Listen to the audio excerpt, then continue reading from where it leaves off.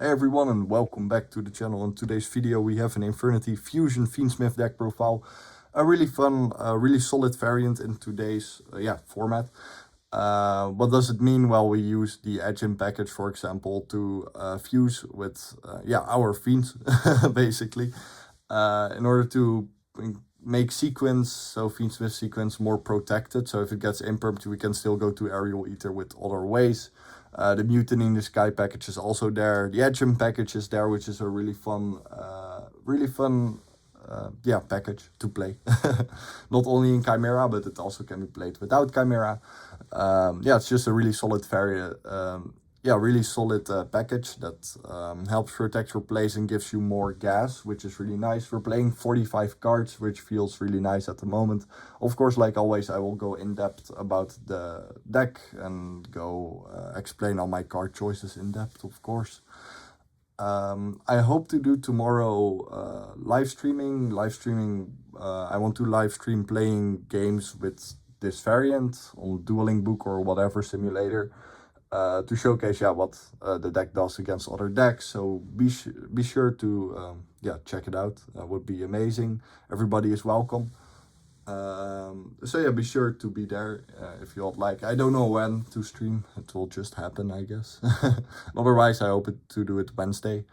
Let's get into the deck profile. I also want to do a combo video soon with this. So like, what are the combos of the deck and doing test hands, of course.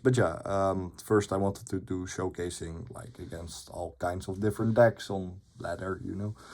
Let's get into the deck profile. Shoutouts to the Infernity Discord. Be sure to join in the link down into the description like always.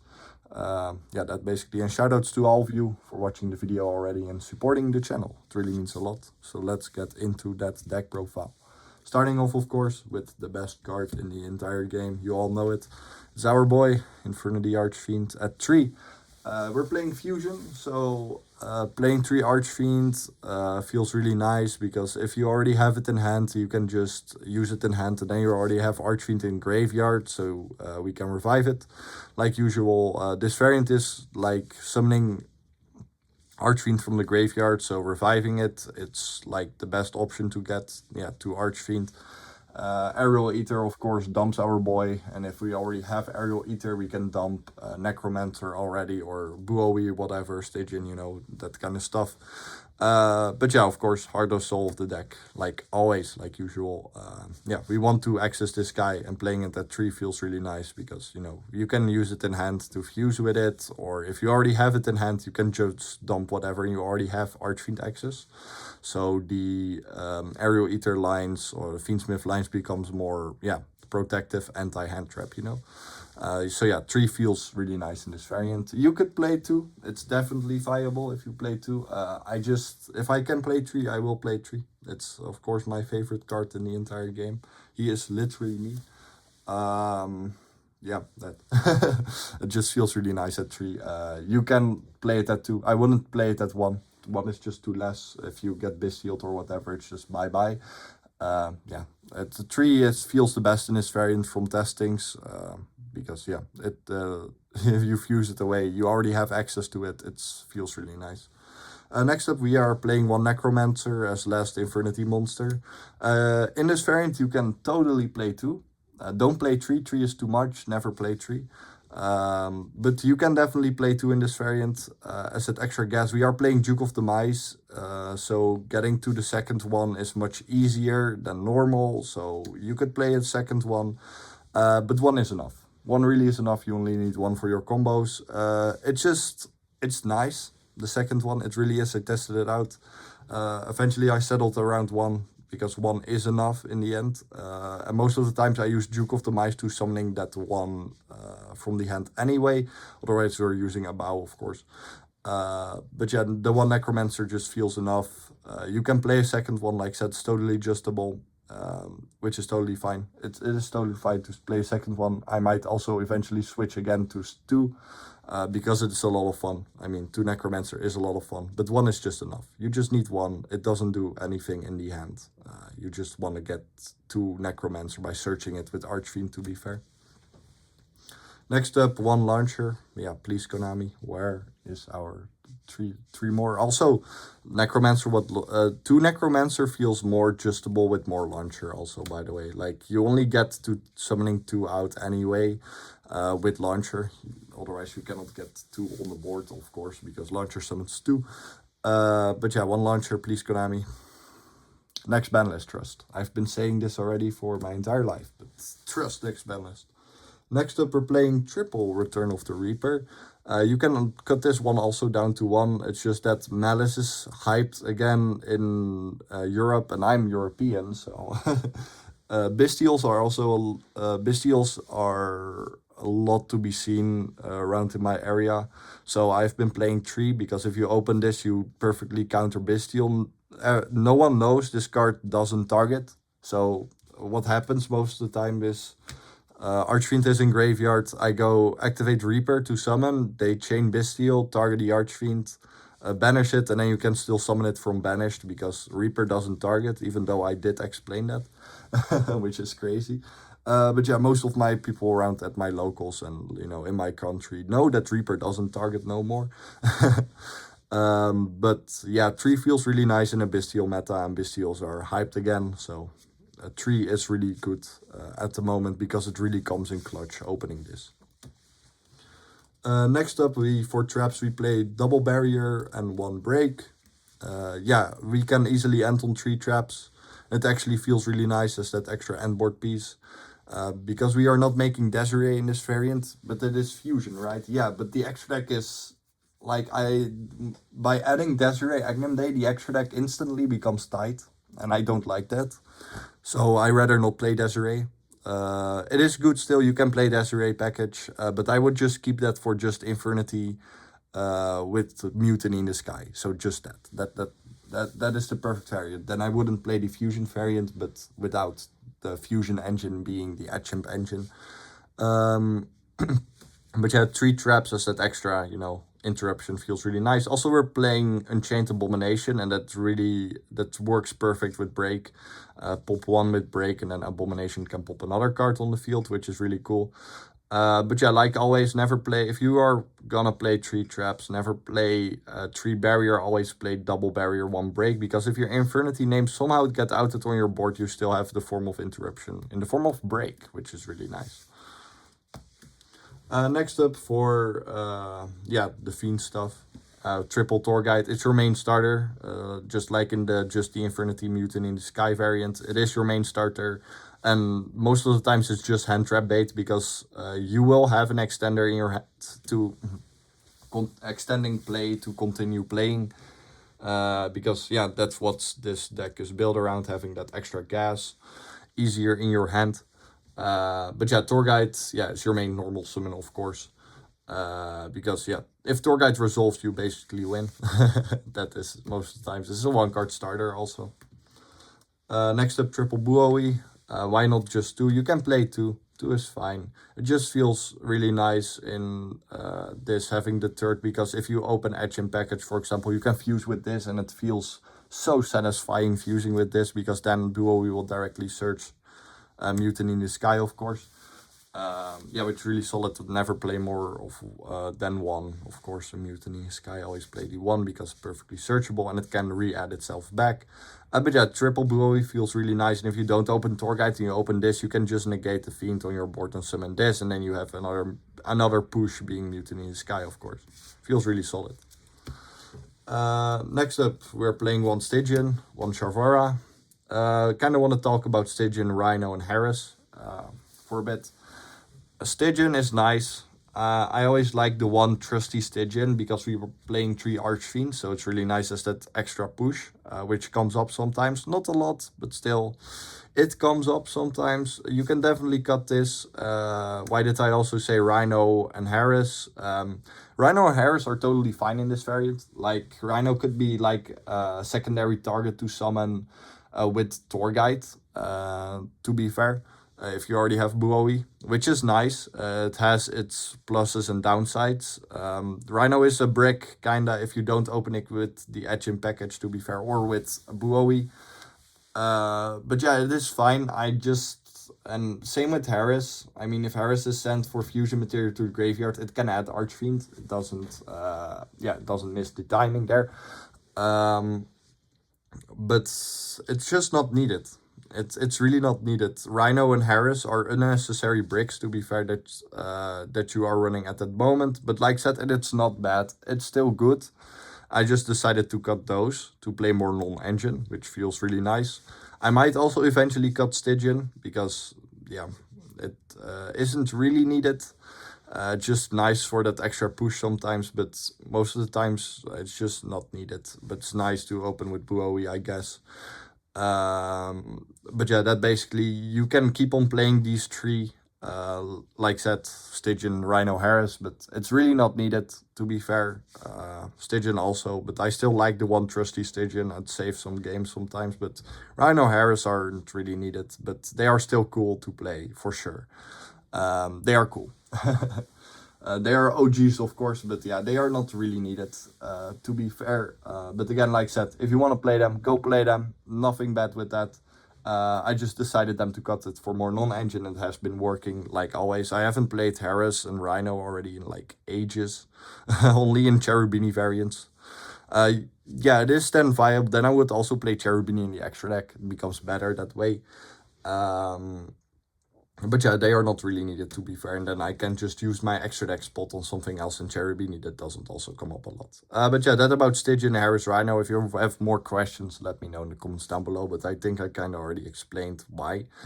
Next up, we have Unchained Savara, of course. Keep on playing the Unchained package, because it lets you make Caesar and Rage under draw.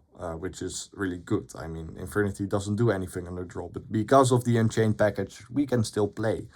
We can still make Rage and Caesar, or sometimes just Caesar or Rage, depending on what deck you are. But most of the times you have the gas to make Caesar and Rage still under draw, which I will showcase in the combo guide, of course. Next up for the Etchem package, we are playing double chain. Double chain is enough. 1 is too less. 2 is perfect ratio, in my opinion.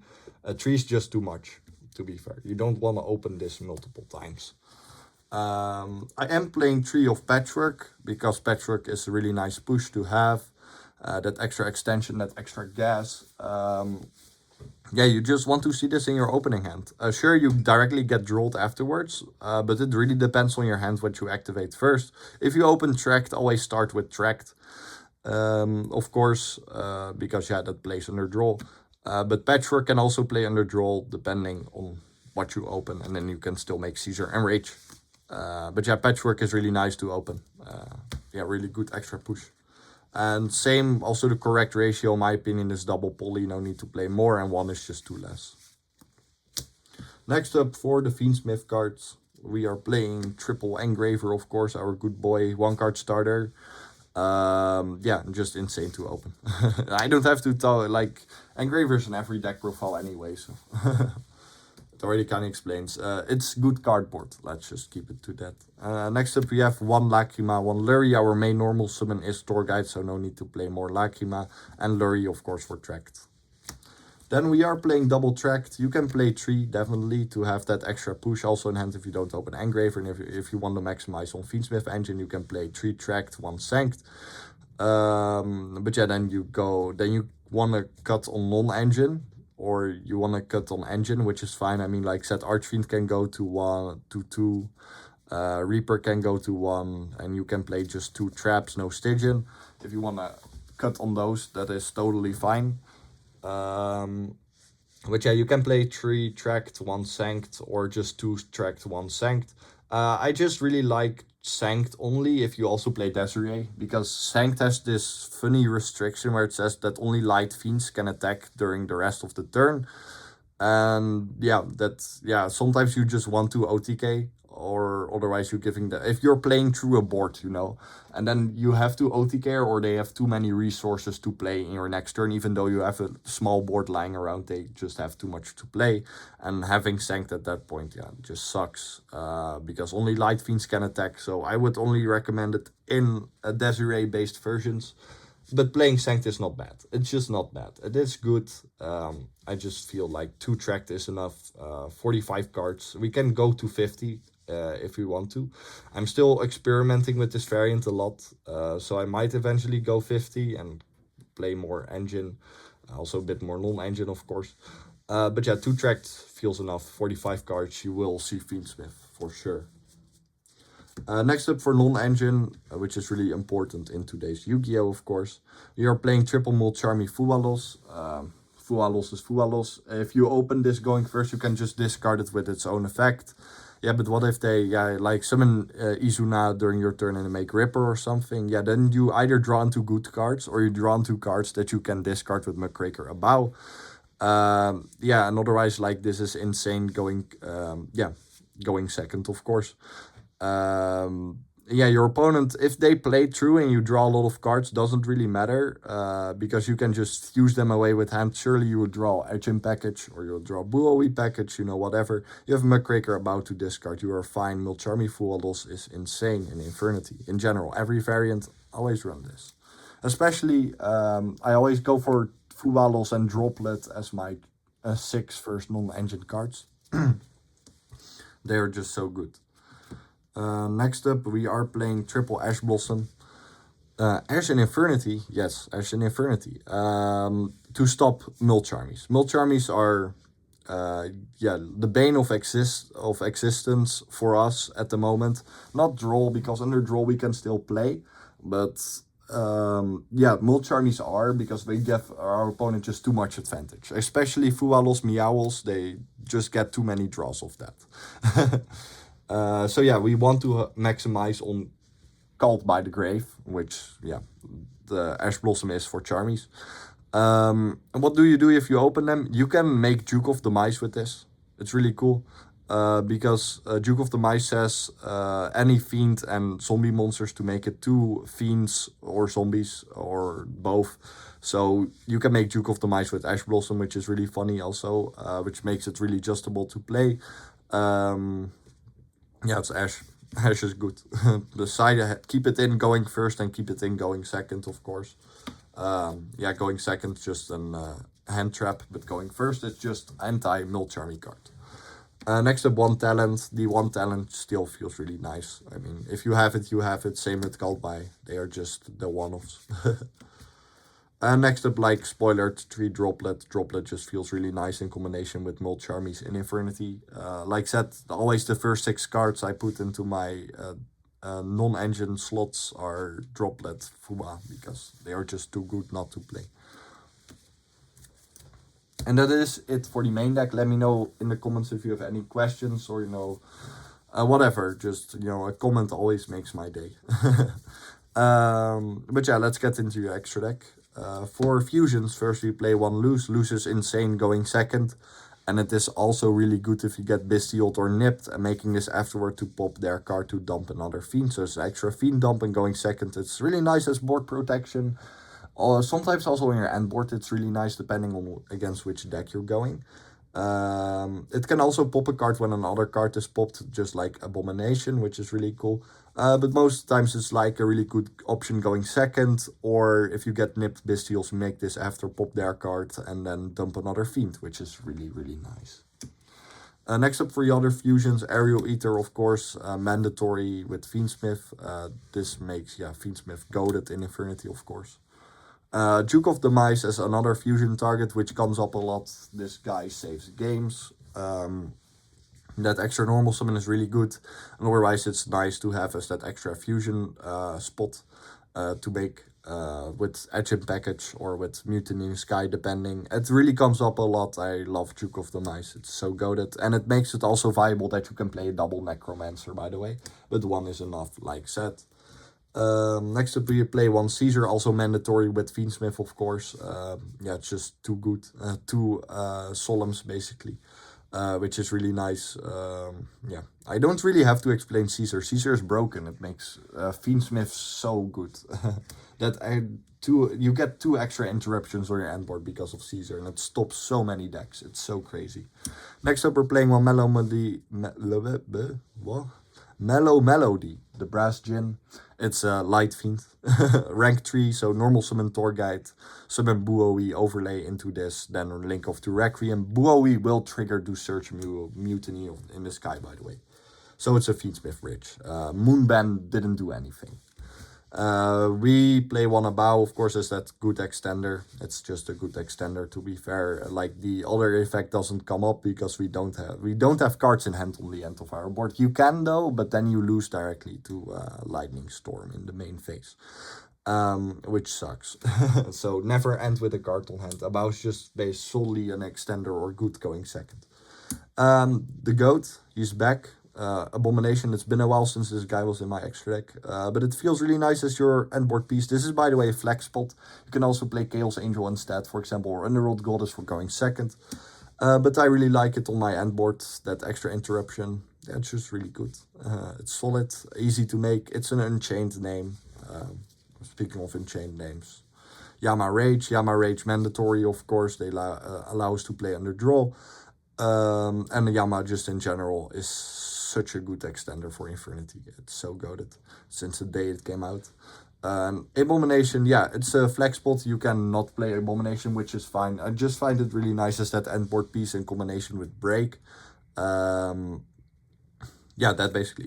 You can easily make this, like our endboard now is Abomination, Rage, Muckraker, or a third Infernity name with Caesar on board and 2 Infernity names at least, and then 3 traps, which is insanely solid. I don't know, from the top of like 9 interruptions or plus 9 interruptions, really good. Abomination is really goated. It came up a lot while testing. I was like, sure, why not? You are back in the extra deck. You are goated. Next up, Muckraker, also mandatory card for sure. So many times you will just have that you get interrupted so much that you want the Muckraker as that extra push.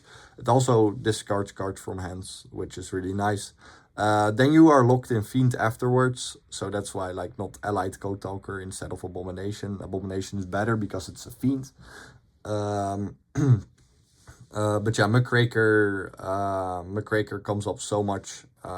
Yeah, so much. It doesn't matter that you get locked in Fiend because your entire extra deck is Fiend, except for Cross Sheep and SP. But Cross Sheep you always make earlier than Muck, to be fair. And SP you only make during your opponent's turn with Rage. So yeah, the Fiend lock doesn't matter at all. Speaking of Cross Sheep, also goated, especially in this variant, because so many fusions. It's one of the best ways to revive Archfiend and get to Lupin. 1 SP like set for Rage to make your opponent's turn. 1 Reprodokus, he's so funny. It turns Archfiend into a Light Fiend. Sometimes you just open only Dark Fiend stuff and no way to get to Fiendsmith. Reprodokus is your savior. It sounds really cursed, but it comes up so much. Also, it's generic. It just says 2 monsters, so you can also make this with tokens.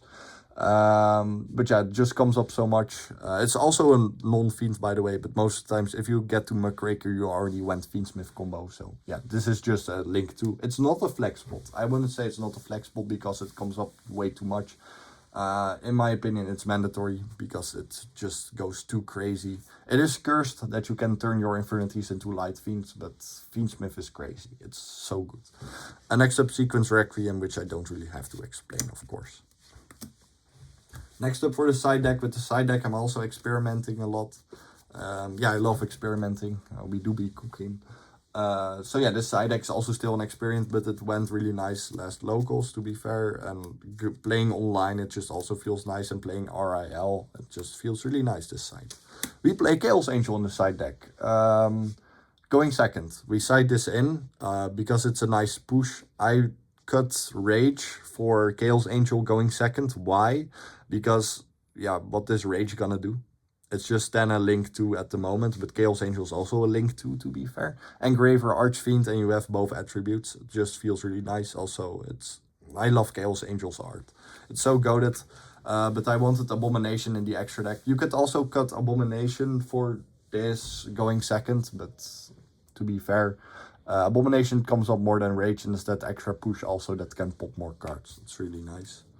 Next up, we are playing triple Mulcharmy Meowls as that extra Mulcharmy. Malice is big again, like said, so Meowls is the best Charmy against that. Lancia is also an option instead of Meowls, but if they have backup in hand, they can just play through Lancia, to be fair, so Meowls feels better. Also, this hits a lot of rogue decks. The Infernity Mirror, whoa. Next up, we're playing triple Tactics Trust. Yeah, it's still at 3 for some reason. Yeah, let's just go that insane board breaker and side it in going first also always. For that extra push, triple Dark Ruler. We are also playing Droplet, but yeah, Dark Ruler also kills a lot of decks. Dark Ruler evenly matched my beloved. Speaking of evenly, spoiler, it is in the deck. Yeah, I love Dark Ruler no more. It doesn't matter if you don't deal damage, you just make a board and then you just kill their monsters. They surely probably will have resource, but then we will have full Infernity board to stop that. So yeah, Dark Ruler feels really nice against Yummy specifically. Dark Ruler is insane. And also against a lot of rogue decks in general, like Hero, negate the Dark Law, whoa. One Feather Duster feels always nice as a trust target, and just in general, Duster is Duster, trap decks are still thing, Duster wins a lot of games. Next up, we are, like spoiler, playing triple evenly match. Feels good against many rogue decks and also against, if together opened with Dark Ruler or Droplet, you know, in general. Evenly is goated. It's my favorite board breaker, together with Trust, probably. It just feels really good. It's still really good every day since the day it came out. And skipping our battle phase doesn't mean anything because we just make full Infernity board in the end. Last card is Symbol Archfiends to get with Trust as your trust target against mostly Branded. Branded is also really popular in my area. Sadly, I don't like Branded, but this is our trust target. It's also nice against Mitsu or Yummy. But yeah, that was it for the deck. It's also good against Malice, by the way. But it's also searchable with Harris, by the way. So if you play Harris, which can, like said, I already explained that you can play Harris, but also, to be fair, you don't need it. But this is searchable with Harris. So that gives Harris another plus, to be fair. But yeah, that was it for today's deck profile. I will do a combo guide soon. And like said, I kind of want to stream tomorrow playing with the deck. On a simulator or something, you know, whatever. We'll just play matches, a lot of matches with the deck. Yeah, if we have to improve the deck, then we do that. You know, we will see what we will do. But yeah, there are a lot of options to play this variant. I right now kind of like it like this. Just let me know in the comments down below. Yeah, what all your thoughts on this is. I hope you all enjoyed. I hope you all learned. That's what we're doing it for. Thank you all so much for supporting the channel. Really means a lot. You all are the best.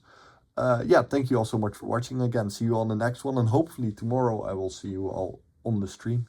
So yeah, see you all in the next one. Bye bye. Have an amazing day. Infernity best deck. Infernity for life. Forever and always. Hell yeah.